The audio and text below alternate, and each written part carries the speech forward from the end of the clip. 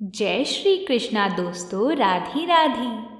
आज माघ मास की अमावस्या है, जिसे मौनी अमावस्या भी कहा जाता है। आज के दिन मौनी अमावस्या का व्रत भी किया जाता है। ऐसी मान्यता है कि इस व्रत को करने से सुहाग, सौभाग्य और समृद्धि की प्राप्ति होती है। धर्म ग्रंथों और शास्त्रों में इस अमावस्या का बड़ा ही महत्व बताया गया है। इस व्रत को करने से पितृ संतुष्ट और प्रसन्न होते हैं और घर में सुख, समृद्धि और संतति की वृद्धि होती है। आज हम आप सभी को मौनी अमावस्या की व्रत कथा सुनाएंगी। इस कथा को व्रत के बिना भी सुनना चाहिए। ये कथा बड़ी ही दुर्लभ मानी जाती है और कहा जाता है कि जो कोई भी इस कथा का श्रवण ही कर ले तो उसका व्रत पूर्ण माना जाता है। आइए कथा को प्रारंभ करते हैं। बोलिए भगवान शंकर की जय हो। एक बार एक नगर में एक साहूकार के 7 बेटे और 7 बहुएं थीं और उसकी एक बेटी भी थी। साहूकार के घर पर एक जोगी भिक्षा मांगने आया करते थे।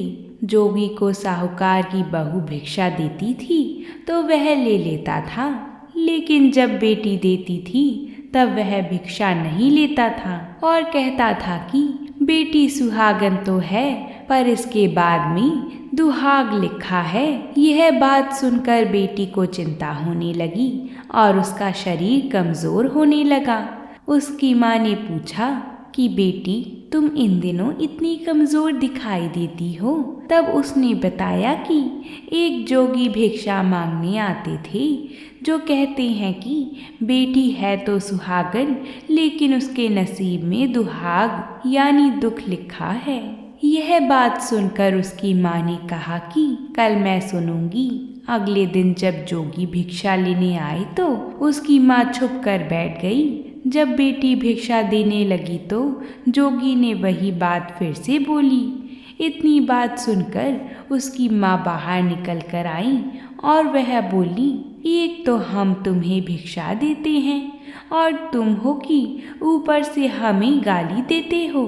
तब जोगी बोला कि मैं गाली नहीं देता, जो सच है वही बोलता हूँ, जो इसके भाग्य में लिखा है वही कहता हूँ। माँ ने जोगी से कहा कि तुम्हें यह पता है कि इसके भाग्य में दुहाग लिखा है, तो यह भी बता दो कि यह कैसे दूर होगा।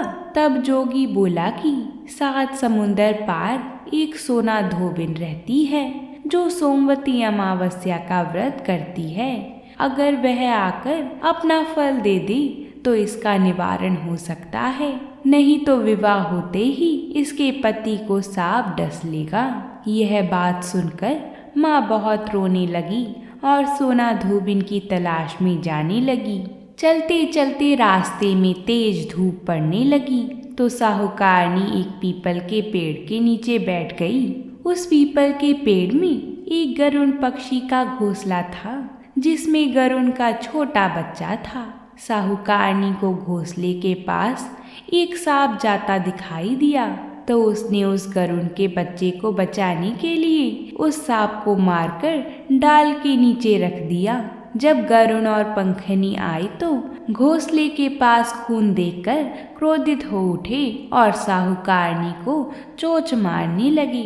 तब साहूकारनी बोली कि मैंने तो तुम्हारे बच्चे की जान बचाई है, यह सर्प तुम्हारे बच्चे को डसने वाला था तो मैंने इसे मारकर गिरा दिया। गरुड़ ने सर्प की ओर देखकर कहा कि तुमने हमारे बच्चे की जान बचाई है, अब तुम्हें जो मांगना है सो हमसे मांग सकती हो। तब साहूकारनी बोली कि मुझे 7 समुंदर पार सोना धोबिन के घर जाना है।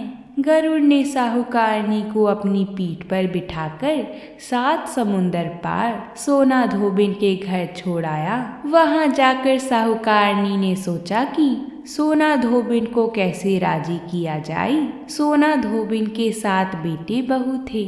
उसकी 7 बहुएं काम को लेकर रोज लड़ाई करती थी और काम भी नहीं करती थी। रात को जब सब सो जाती तो साहूकारनी सोना धोबिन के घर पर जाती और घर का सारा काम कर देती। गायों को नहलाती, घर की साफ सफाई करती, रसोई का काम करती, चौका बर्तन करती, आटा पीसती, कपड़े धोती, पानी भरती और दिन होने से पहले चली जाती। सुबह जब बहुएं उठती तो बहुएं सोचती कि यह सारा काम कौन कर रहा है, लेकिन कभी एक दूसरे से पूछती नहीं कि यह सब काम किसने किया है। एक दिन धोबिन ने कहा कि तुम आजकल लड़ती भी नहीं हो, काम भी ठीक कर रही हो। तो बहुओं ने कहा कि सासू जी, काम तो हमें ही करना पड़ता है, चाहे हम लड़कर करें या राजी से करें, इसलिए लड़ाई करने का क्या फायदा। सोना धोबिन ने सोचा कि आज देखा जाए कि कौन सी बहू काम करती है और वह रात को सोई नहीं। उसने देखा कि रात को एक स्त्री आई और पूरा काम करके जाने लगी। तो सोना धोबिन ने बोला कि तुम कौन हो और तुम्हें ऐसी क्या ज़रूरत है जो तुम इतना काम कर रही हो। साहूकारनी ने कहा कि ज़रूरत है तभी इतना काम कर रही हूँ। सोना धोबिन ने पूछा कि तुम्हें क्या चाहिए। साहूकारनी बोली कि पहले मुझे वचन दो, तब बताऊंगी। सोना धोबिन ने वचन देकर कहा कि अब बताइए। साहूकारनी बोली कि मेरी बेटी के भाग्य में दुहाग लिखा हुआ है, इसलिए आप चलकर उसे सुहाग दे दें और सोमवती करें। सोना धोबिन अपने बेटे बहू से बोली कि मैं तो साहूकारनी के साथ जा रही हूँ, यदि पीछे से तुम्हारे पिताजी खत्म हो जाएं तो तेल घी के कूप में डालकर छोड़ देना। फिर दोनों जनी साहूकारनी के घर चली जाती हैं। साहूकार की बेटी का ब्याह होने लगा। दूल्हा फेरों में बैठ गया।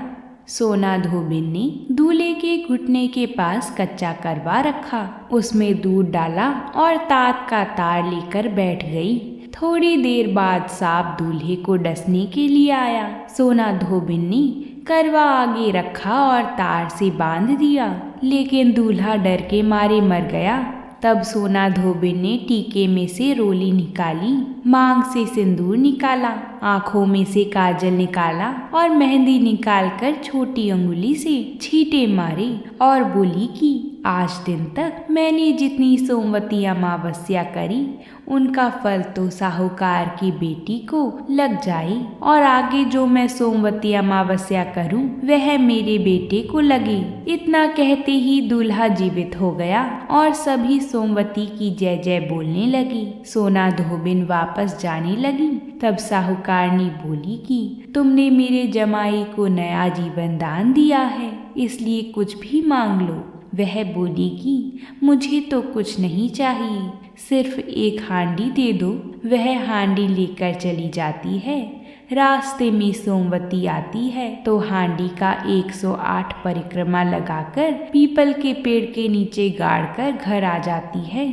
घर आकर देखती है तो उसका पति मरा हुआ तेल और घी के रूप में पड़ा है। तब वह टीका में से रोली निकालती है, मांग में से सिंदूर निकालती है, आँखों में से काजल निकालकर, नाखूनों में से मेहंदी निकालकर छोटी अंगुली से छींटे देती है और बोलती है, मैंने जो रास्ते में सोमवती अमावस्या की है उसका फल मेरे पति को लग जाए।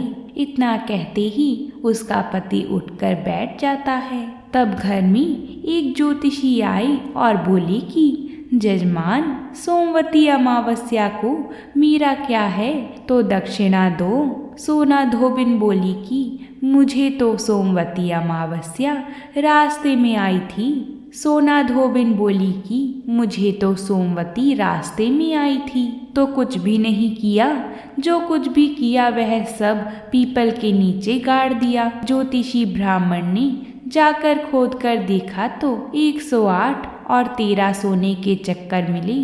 ज्योतिषी ब्राह्मण सबको घर ले आया और बोला कि ऐसी फेरी की है और मुझे बोल दिया कि कुछ भी नहीं किया। सोना धोबिन बोली कि यह तो तुम्हारे भाग्य से ही हुआ है, इसलिए इसे तुम ही ले जाओ। ब्राह्मण बोला कि मेरी तो इसमें चौथी पाती है, बाकी आपका मन हो उसे दे देना। सारी नगरी में बोल दिया गया कि सब सोमवती अमावस्या का व्रत कीजिए। हे सोमवती अमावस, जैसा साहूकार की बेटी को सुहाग दिया वैसा सबको देना। बोलिए भगवान शंकर की जय हो। अब हम अमावस की दूसरी पौराणिक कथा को प्रारंभ करते हैं। प्राचीन समय की बात है। एक नगर में एक ब्राह्मण और ब्राह्मणी रहा करती थी। वे दोनों भगवान की परम भक्त थी। उनके घर में सब कुछ था, पर उनके कोई संतान नहीं होने से वे अति दुखी रहती थी। एक दिन ब्राह्मण ने अपनी पत्नी से वन में तपस्या करने जाने के लिए कहा। तब वह ब्राह्मण भगवान पर भरोसा करके वन में चला गया। जंगल में जाकर तप करने लगा। बहुत वर्ष बीत गए। उसको वैराग्य हुआ कि अब अपना जीवन समाप्त कर दूंगा। इस प्रकार सोचकर वह पेड़ की डाली पर फांसी का फंदा लगाकर मरने को तैयार हो गया। तब सुख अमावस्या माता प्रकट होकर बोली, देख ब्राह्मण, तुम्हारे साथ जन्म तो कोई संतान नहीं लिखी है, किंतु मैं तुम्हें 2 कन्या का वरदान देती हूँ। एक का नाम अमावस्या, दूसरी का नाम पूनम रख देना।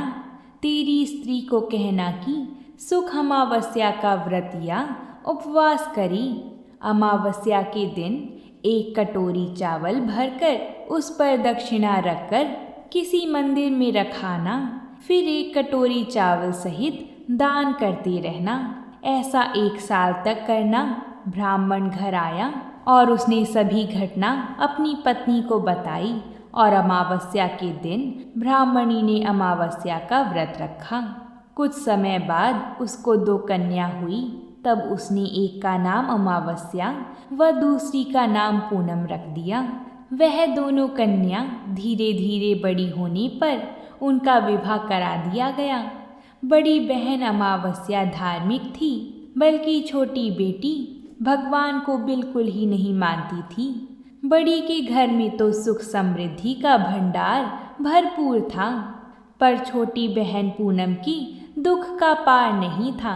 जब बड़ी बहन अमावस को छोटी के बारे में सब मालूम हुआ कि उसकी बहन दुखी है, तब बड़ी बहन अमावस्या ढेर सारा अनाज लेकर छोटी बहन के घर गई और उसे कहा, बहन पूनम, सुख अमावस्या का व्रत तुम भी करो और पूजा करके उपवास करो, जिससे तुम्हारे घर में सुख समृद्धि का भंडार भरा रहेगा। 1 साल तक चावल का कटोरा भरकर साथ में दक्षिणा दान करना। तब अपनी बड़ी बहन की बात मानकर पूनम ने भी ऐसा ही किया। कुछ दिनों बाद उसके भी घर में धन धान्य और संतान की प्राप्ति हुई। इस प्रकार जो कोई भी अमावस्या का व्रत आदि विधि पूर्वक करता है, उसके घर में सुख समृद्धि का भंडार माँ सुख अमावस्या पूर्ण करती हैं। बोली माता सुख अमावस्या की जय हो। अब सुनेंगे पीपल पथवारी की कहानी, जिसे आज के दिन सुनना बेहद ही शुभ माना जाता है। एक नगर में एक गुजरी थी। उसने अपनी बहू से कहा कि तू दूध दही बेच आ। तो वह दूध दही बेचने गई। कार्तिक का महीना था। वहाँ पर सब औरतें पीपल सींचने आती थीं, तो वह भी बैठ गई और औरतों से पूछने लगी कि तुम क्या कर रही हो। तो औरतें बोली कि हम तो पीपल की पथवारी सींच रही हैं। तो उसने पूछा, इससे क्या होता है। औरतों ने जवाब दिया कि इसके करने से अन्न धन मिलता है, वर्षों का बिछड़ा हुआ पति मिलता है। उस गुजरी ने कहा कि तुम तो पानी सींच रही हो, मैं दूध दही को सींचूंगी। उसकी सास रोज कहती कि तू दूध दही बेचकर पैसे ला कर दे। तो उसने कहा, जब कार्तिक का महीना पूरा हो जाएगा तब ला के दे दूंगी। और कार्तिक का महीना पूरा हो गया। पूनम के दिन बहू पीपल पथवारी के पास धरना लेकर बैठ गई। पीपल ने पूछा कि तू यहाँ क्यों बैठी है। उसने कहा, मेरी सास दूध दही का पैसा मांगेगी। तो पीपल ने कहा, मेरे पास पैसा नहीं है, यह पत्थर डंडे पान पत्ते पड़े हैं, वह ले जा और गुल्लक में रख देना। जब सास ने पूछा कि पैसे लाई है, तो बहू ने कहा, मैंने पैसे गुल्लक में रखे हैं। तब सास ने गुल्लक खोलकर देखी तो सास देखती रह गई कि उसमें हीरे मोती जगमगा रहे थे। पत्थर, डंडे और पत्तों का धन हो गया था। सास बोली कि बहू, इतना पैसा कहाँ से लाई? तो बहू ने आकर देखा तो बहुत धन पड़ा था। तब बहू ने कहा, सासू जी, मैंने तो 1 महीने दूध दही से पीपल की पटवारी को सींचा था और मैंने उससे धन मांगा था, तो उसने मुझे पत्थर, डंडे, पत्ते दिए थे जो मैंने गुल्लक में रख दिए थे, और वह ही हीरे मोती हो गए हैं। तब सासू जी ने कहा कि अब की बार मैं भी पटवारी सींचूंगी। सासू दूध दही तो बेच आती और हांडी धोकर पीपल पटवारी में रखाती और बहू से कहती कि तू मेरे पैसे मांग। तो बहू ने कहा कि कभी बहू भी सास से पैसे मांगती है क्या? तो सास बोली कि तू मेरे से पैसे मांग। तो बहू ने सास से दूध दही के पैसे मांगे। तो सासू जी पीपल पटवारी पर जाकर धरना देकर बैठ गईं। तो डंडे, पत्ते, पान, भाटे उसे भी दिए और कहा गुल्लक में जाकर रख दियो। सासू ने भी यह सब गुल्लक में डाल दिया। फिर बहू ने खोलकर देखा तो उसमें कीड़े मकोड़े चल रहे थे। बहू ने सास से कहा, यह क्या है? तो सास देखकर बोली कि पीपल पटवारी ने तेरे को तो अन्न धन दिया और मुझे कीड़े मकोड़े दिए। तब सब बोले कि बहू तो सच से सींचती थी और सासू जी धन की भूख से सींचती थी। जो कोई भी महालक्ष्मी पटवारी माता जैसे बहू को दिया वैसे सबको देना, और सासू जी को दिया वैसा किसी को मत देना। बोलिए पटवारी माता की जय। अगर आपको ये वीडियो अच्छी लगी हो तो कमेंट में हर हर महादेव अवश्य लिखिएगा। हम आप सभी के लिए ऐसी ही त्योहारों से जुड़ी कथाएं लाते रहते हैं। तो प्रेम से बोलिए भगवान शंकर की जय हो।